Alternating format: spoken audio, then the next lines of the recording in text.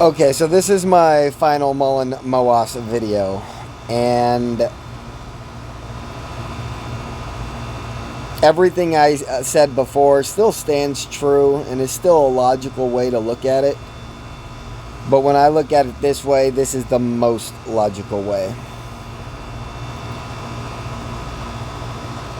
So understand that every time the Fed does come in and pump stocks across the board, and we see like little short squeezes all over, like when one happens, a bunch happens.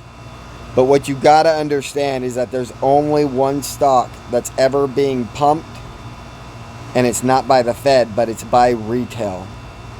And retail is forcing a squeeze on one stock, and because they do this, it causes it causes the Fed to go look at all these stocks that retail has some interest in, and they pump them so that because every time there's a major short squeeze, there's 10 million investors coming in, looking at the news, trying to understand what's happening, and then deciding if they should get in. That's what happened with GameStop. That's what happened with AMC. That's what happened with Tesla. And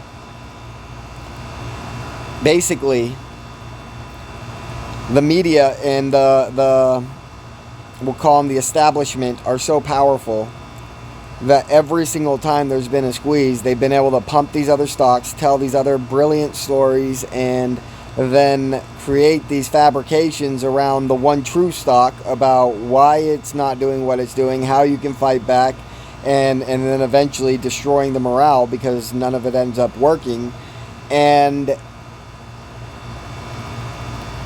And that is just the pattern that we have gone through. The reason I am here, like, I don't care if I die, I don't care if I go to jail, I don't care about anything that happens to me. The reason I am here and doing what I'm doing and saying what I'm saying is because I need retail to understand their power. The 10 million people that are coming when it's too late because the stock that was squeezing went to such high market caps that that so many people sold for 1,000% gains or more. Like when I talk about AMC going from $12 to $72 in 6 days, what you got to understand is the dilution war started a year and a half before that, just like MULN's a year and a half into its dilution war now and finished. Like, the difference between the two, though, is AMC was at $2 to $5, the first 150 million shares diluted. So you got to understand that there's 100 million shares that cashed out from $2 to $72. Do you understand?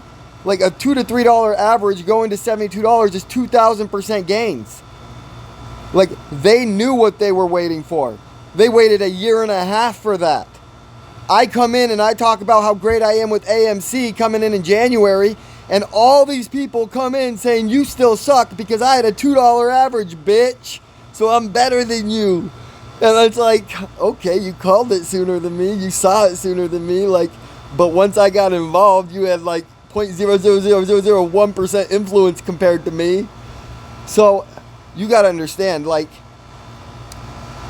not only was there 100 million shares that cashed out for 2,000% gains on the 6-day squeeze of $12 to $72, but there was also $1.5 billion worth of dilution through 50 million shares at an average of $30 a share.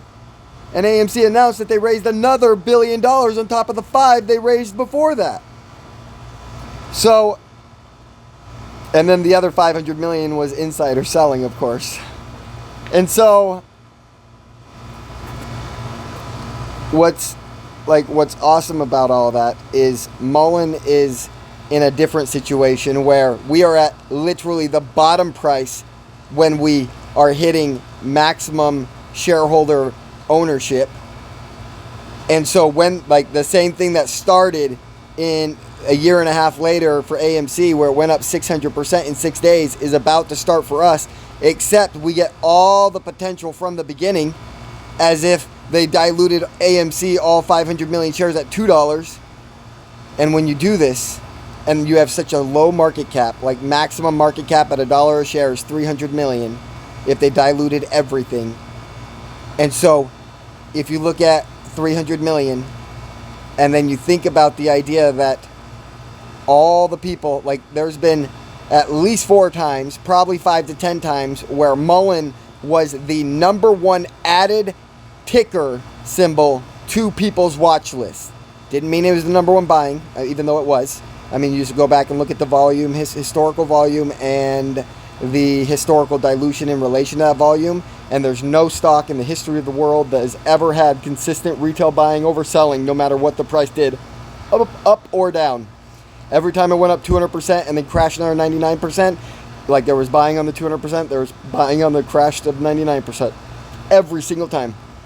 And so, not only do we have a company that has unlimited market cap potential, not only do we have a company saying they got the best electronic technology on the planet that every single company will want to be a part of, and they are a seller to every human on this planet that uses even a cell phone. Like, not only are they got a beautiful car that retail has already decided they loved, and not only are they about to announce, like, you can start buying the car and first person to put in $30,000, guaranteed first one to get the car type thing. Like, you're going to be able to make real reservations, not pre-reservations. And yeah, like, money's going to be flowing into MULN as the stock price is going up. People are going to be seeing the story and seeing it's better than AMC. It's not a company that was breaking even every year. It's a company that is massively undervalued already skyrocketing. So, like, there's the stupid FOMO that's just coming in because they saw stock go up 1,000% or wondering if it can happen again. And then there's the people who saw it go up 1,000%, saw that, like, retail is actually controlling this price action, saw that retail is down negative 99.999% from a year and a half ago, and they're like, fuck, these people aren't selling. Like, the reason this is up at 1,000% is because there are no sell limits. Like, and so what's going to happen is there are some sell limits. Like, some people got it at 20, some people got it at 50, and some people got it at 100 right now. But what's going to happen is as we go up to $5, $2 billion is going to try to buy, which is going to instantly send us to the first sell limits at $20. It's going to be less than that $2 billion. And so that $2 billion is then going to jump it to 50. Behind that $2 billion, another $3 billion comes, and it's going to jump. It's going to eat all the 50 sell limits, and it's going to jump to 100. And after we eat the 100 sell limits, boom. Like, we're probably going to see $100,000 a share instantly. Like, something like that's what I'm expecting. All in one day. The math says MULN should mathematically squeeze all in one day. Everything is there. Everything is primed. David just opened up his comments to drop a bomb and say, like, it's happening. Is it happening on Monday? I think so. The last thing that I'm going to say, if you understand what I'm trying to say, is the longer you hold, the quicker we finish this game. And the most important thing that we can get out of all of this is that retail understands. If the 10 million people come in and they understand why MULN won and why we got our squeeze, regardless if they wanted it to happen or not, as soon as they truly understand what a squeeze is and they're interested in squeezes, they are now a forever, like, warrior in our campaign. And instead of it being a million of us that remember what happened back in GameStop and AMC and then look back and, like, can confirm and edify everything from Tesla, like, all these facts that we've learned, we are now seeing in MULN, and we're going to see it be perfect, and it's going to be great. Like, $100 a share is enough for everyone to learn, but I need more. And I don't mean that financially. I mean, I need to see them bleed more. Like, if they get this to go to 100 and you guys all sell and give back their company, like, give back the company of the market makers, and we got to go back down to 20 and fight for another year before our real squeeze when they announce that they're doing 100,000 cars manufacturing. Like, if that's the way this goes, I'll be happy enough, but you guys definitely failed me. But if we break 100 and we see 1,000, like, anything above 1,000, and we won. It's enough blood in the market that, like, you guys are wealthy enough that, like, you are the richest people in the world. It is not them any longer. And so I hope that makes a lot of sense. Very, very last thing I'm going to say is when I relate this to the Bible, it says that we inherit the earth. It doesn't say that we work really hard and we overcome the devil and all these different things as a community. It says we inherit the earth, and an inheritance comes to everybody who gets one in a single day. Either the day the parent says I don't need it, or the day that they freaking die. Like, it comes in a day and it changes your life in a big way. A lot of people have experienced this.